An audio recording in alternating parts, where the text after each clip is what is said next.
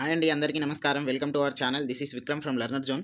ఈరోజు మనం seventh class తెలుగులో రెండవ పాఠమైనటువంటి నాయనమ్మ పాఠం నేర్చుకుందామండి.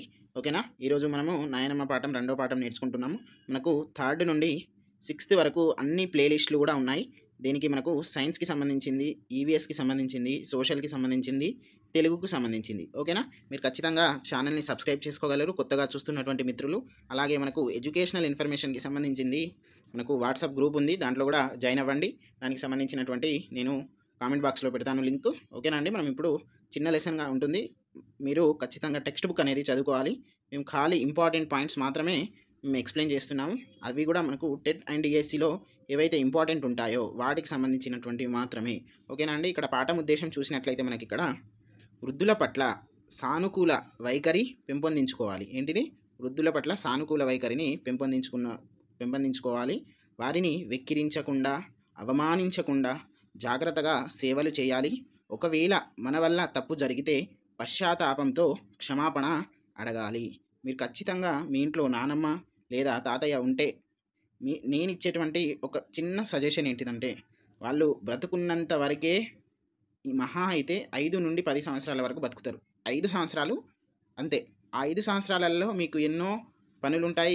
ఎక్కడెక్కడికో వెళ్తారు, ఎక్కడెక్కడో వస్తారు. కాబట్టి 5 సంవత్సరాలలో కనీసం మీ రోజు మాట్లాడకున్నా, మీరు వెళ్ళేటప్పుడు హాలిడేస్కో ఏదైనా ఫెస్టివల్కి వెళ్ళేటప్పుడు వాళ్ళకు మనస్తృప్తిగా మాట్లాడండి. వాళ్ళ కష్ట సుఖాలను తెలుసుకోండి. ఏమైనా ఇబ్బంది ఉంటే మీరు దగ్గరుండి చేసి పెట్టండి. మీరు చేసినటువంటి ఆ 2-3 రోజులు మీరు మళ్ళీ వచ్చేంత వరకు ఆ మెమొరీస్ తోటి వాళ్ళు అట్లనే బతుకుతారు. కాబట్టి నేను ఇచ్చేది అదే. నెక్స్ట్, మానసిక పరివర్తన కలగాలి. పిల్లలు ఈర్ష్యాభావం విడిచిపెట్టాలని, పెద్దలకు ఎటువంటి అపకారం చేయకూడదని, వారి పట్ల గౌరవ భావంతో మెలగాలని తెలియజెప్పడమే ఈ పాఠం యొక్క ఉద్దేశం. ఓకేనండి? పాఠ్యభాగ వివరాలు చూసుకున్నట్లయితే ఈ పాఠం కథానిక ప్రక్రియకు చెందినది. ఏ ప్రక్రియ అనేది మనకి ఇంపార్టెంట్గా మారుతున్నాయి కాబట్టి మనం ఖచ్చితంగా నేర్చుకోవాలి. ఏ ప్రక్రియకు చెందింది? కథానిక ప్రక్రియకు చెందింది.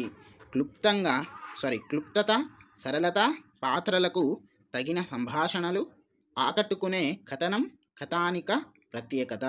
ఏంటిదట దీని యొక్క ప్రత్యేకత? కథానిక ప్రక్రియ యొక్క ప్రక్రియత ఏంటిదంట అంటే ప్రత్యేకత ఏంటిది? క్లుప్తత, సరళత, పాత్రలకు తగిన సంభాషణలు, ఆకట్టుకునే కథనం కథానిక ప్రత్యేకత. మానవత విలువలను తెలియజెప్పే కథానిక ఇది. ఈ కథానిక దేన్ని తెలుస్తుందట? మానవల అంటే మన యొక్క హ్యూమన్ వాల్యూస్ అన్నట్టు. ఓకే. నెక్స్ట్, ఇక్కడ చూసినట్లయితే మనకు ఇక్కడ కంపల్సరీగా 1 మార్క్ వచ్చేటువంటి ఛాన్స్ ఉంది దీంట్లో. అంటే ఈ లెసన్ నుండి గ్రామర్ అనేది చాలా ఇంపార్టెంట్గా ఉంది. ఇక్కడ 2 క్రియలు ఉంటాయి, అసమాపక క్రియ, సమాపక క్రియ. వాటి గురించి మనం నెక్స్ట్లో నేర్చుకుందాం. 99% ఎవరో సెషన్లో మాత్రం 99% పడుతుంది, 100% అని కూడా అనుకోవచ్చు. ఓకేనా? ప్రవేశిక చూసినట్లయితే, కాలాలు మారిన, ఏళ్ళు గడిచిన భారతదేశంలో ఇప్పటికీ కుటుంబ వ్యవస్థ నిలిచి ఉన్నది. అందరి సుఖంలో నా సుఖం ఉన్నది, వారి కోసమే నా జీవితం అనే భావన భారతీయ కుటుంబానికి ప్రాతిపాదిక. అమ్మా నాన్నలు, అక్కా చెల్లెళ్ళు, అన్నా తమ్ముళ్ళు, తాతయ్య నానమ్మ, ఇదే కుటుంబం. ఇది సుఖ సంతోషాల వాకిలి, ఆనందాల లోగిలి. అమ్మమ్మ, నాయనమ్మ, తాతయ్యల ఒడిలో ఒదిగిపోవడం చిన్న పిల్లలకైతే మహాసరదా. వారికి ఆత్మీయంగా సేవలు చేసి దీవెనలు పొందాలి. పిల్లలు పరస్పరం అభిమానాన్ని, ఆప్యాయతను పంచుకుంటూ సేవాభావంతో ఉండాలని స్ఫూర్తి. ఈ పాఠం చదివి తెలుసుకుందాం. ఓకేనా? నెక్స్ట్, మనం ఇక్కడ చూసినట్లయితే ఇదంతా కూడా మనకు పాఠం అండి. దీంట్లో 2 పాత్రలు ఉంటారు, రవి, తర్వాత ఇక్కడ శేఖర్, తర్వాత నాయనమ్మ. అంటే ముగ్గురు ఉంటారు. తర్వాత వీళ్ళు ఎవరు మనకు రవి వాళ్ళ అంటే వీళ్ళ యొక్క ఫ్యామిలీ ఉంటుంది, ఇంకా వాళ్ళ అమ్మ నాన్న వాళ్ళు. కానీ మెయిన్గా ముగ్గురు వీళ్ళ చుట్టే తిరుగుతుంది కథ అంతా కూడా. ఓకేనా?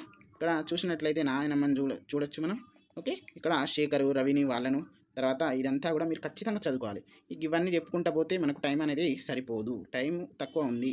ఈరోజు 12 మే, కరెక్ట్ 32 డేస్ ఉన్నాయి టెట్ ఎగ్జామ్కి. కాబట్టి ఖచ్చితంగా మీరు దృష్టి పెట్టాల్సిన అవసరం ఉంది. ఓకేనా? నెక్స్ట్ ఇక్కడ మనం ఇంపార్టెంట్ పాయింట్స్ అన్నాం కదండి, మీకు నోట్స్ మేకింగ్ కూడా మేము ఇస్తున్నాము. నోట్ ఎలా ప్రిపేర్ చేసుకోవాలి అనేది ఇక్కడ నాయనమ్మ లెసన్ కథానిక ప్రక్రియకు చెందింది. ఇది మనకు కథానిక ప్రక్రియకు సంబంధించినటువంటి దాంట్లో మనకు పాఠంలో అర్థాలు ఉన్నాయి. అర్థాలకు సంబంధించి కొన్ని మాట్లాడదాం. ఓకేనా. అందులు అంటే ఎవరు? గుడ్డివారు. ద్వేషం అంటే ఏంటిది? పగ. జ్ఞాపకం అంటే ఏంటిది? గుర్తు. తుంటరి అంటే అల్లరి చేసేవాడు, తుంటరి పిల్లగాడు అని అంటాం కదా. నెక్స్ట్ ఆతృత. ఆతృతతో నేర్చుకోవద్దు మనం. డిఎస్సి ఆస్పిరెంట్స్కి ఒకటి ఏంటిది? ఆతృతతో నేర్చుకోవద్దు. అంటే తొందరగా నేర్చుకోకండి. మెల్లగా నిదానంగా మత్తెక్కించినట్టు ఎక్కిర్రి సబ్జెక్ట్ని. మత్తు ఎట్లా దిగుతుంది? మెల్లగా దిగుతుంది కదా. అట్లా మీకు కూడా మెల్లగా ఎక్కాలి, మెల్లగా దిగాలి. తొందరగా ఆల్కహాల్ లెక్క ఎక్కించినారు అనుకో, అది రిమ్ వస్తుంది, రిమ్ వచ్చినాక పడిపోతారు మీరు. కాబట్టి లాస్ట్కి మనం ఎగ్జామ్ రాయకుండా అయిపోతాం. జపమాల. జపమాల అంటే జపం చేసుకునే మాల. ఓకేనా. నెక్స్ట్ మనకి ఇక్కడ కొన్ని వాక్యాలు ఇచ్చారు. ఇక్కడ రాజు ఆసుపత్రికి వెళ్ళాడు. శ్రావ్య పుస్తకం చదివి నిద్రపోయింది. మధు మైదానంలో పరిగెత్తుతున్నాడు. సంతోష్ భోజనం చేసి సినిమాకు వెళ్ళాడు. ఇక్కడ కింది వాక్యాల్లో క్రియలు అంటే ఏంటిది? మనకు పనిని తెలిపేది. ఓకే. పని చేసిందా, చెయ్యలేదా, చేస్తుందా? ఓకే. పక్కనే రాయండి. ఏంటిది? వెళ్ళాడు, నిద్రపోయింది, పరిగెత్తుతున్నాడు. ఓకే. సినిమా ఏంటిది? సినిమాకు వెళ్ళాడు. పై వాక్యంలో 2 క్రియలు ఉన్న వాక్యాలు ఏవి? దీంట్లో రెండు క్రియలు ఉన్నాయట. ఆ 2 క్రియల్లో భేదం గమనించారా? ఉదాహరణ, ఆ వాక్యంలో చదివిందట, నిద్రపోయింది అంటే చదివి నిద్రపోయింది. చదివింది అంటే ఏంటిది? ఒక పని చేసింది, తర్వాత ఏం చేసింది? నిద్రపోయింది. ఓకే అనే 2 క్రియలు ఉన్నాయి కదా. నెక్స్ట్ చూద్దాం. ప్రతి వాక్యంలోనూ చివర ఉన్న క్రియలు పని పూర్తయిందని తెలుపుతుంది. ఇక్కడ మనం ఒక్కసారి మీదికి పోదాం, ఒక నిమిషం. ఇక్కడ అన్నీ కూడా ఆసుపత్రికి వెళ్ళాడు, కంప్లీట్ అయిపోయింది. పుస్తకం చదివి నిద్రపోయింది అంటే ఇక్కడ చదివి, ఇది ఒకటి మీరు స్టార్ మార్క్ పెట్టుకోండి. మైదానంలోకి పరిగెత్తుతున్నాడు, ఇది కూడా ఓకే. నెక్స్ట్ భోజనం చేసి సినిమాకు వెళ్ళాడు, ఇది కూడా మీరు స్టార్ మార్క్ పెట్టుకోండి. ఇప్పుడు మీకు సినిమా అనేది అర్థమవుతుంది. ఓకే. ప్రతి వాక్యంలోనూ చివర ఉన్న క్రియలు పని పూర్తయిందని తెలుపుతున్నాయి. ఇట్లా పని పూర్తయినట్లు,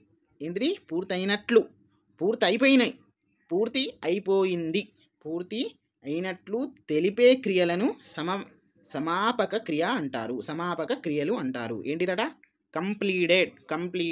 కంప్లీటెడ్ అనేది గుర్తుపెట్టుకోండి. నెక్స్ట్, వాక్యం మధ్యలో ఉన్న క్రియలు పని పూర్తి కాలేదని తెలుపుతున్నాయి. తిని బడికి వెళ్ళాడు, ఇక్కడ తిన్నాడు అని రాలే కదా, కాబట్టి ఇన్కంప్లీట్ గుర్తుపెట్టుకోండి. పని పూర్తి కానట్లు తెలిపే క్రియలను అసమాపక క్రియ అంటారు. ఇది కంప్లీట్ అయ్యేటువంటిది. కోడ్ అని అనుకోండి అబ్బా, మీరు ఏదైనా అనుకోండి, నార్మల్గా చెప్తున్నాను అట్లా. ఇది ఇన్కంప్లీట్. కంప్లీట్ అయితే సమాపక క్రియ, కంప్లీట్ కాకపోతే ఇన్కంప్లీట్ అయితే అసమాపక క్రియ. ఇక్కడ మనం కొన్ని చూద్దాం. ఎక్సర్సైజ్ అనుకోండి. క్రింది వాక్యాల్లో సమాపక అసమాపక క్రియలు గుర్తించండి. చెంబుతో నీళ్లు ముంచుకొని తాగుతుంది. ఏంటిది? ముంచుకొని అంటే ఇన్కంప్లీట్. ఇక్కడ ముంచుకొని, ఇక్కడ కంప్లీట్. ఏంటిది? తాగుతుంది. ఓకే. ఆటను ఆపివేసి నాయనమ్మ వద్దకు వెళ్ళిపోయాడు. తర్వాత పరీక్ష చేసి కాలు విరిగిందని చెప్పాడు. దగ్గరకు తీసుకొని కన్నీళ్ళు తుడిచింది.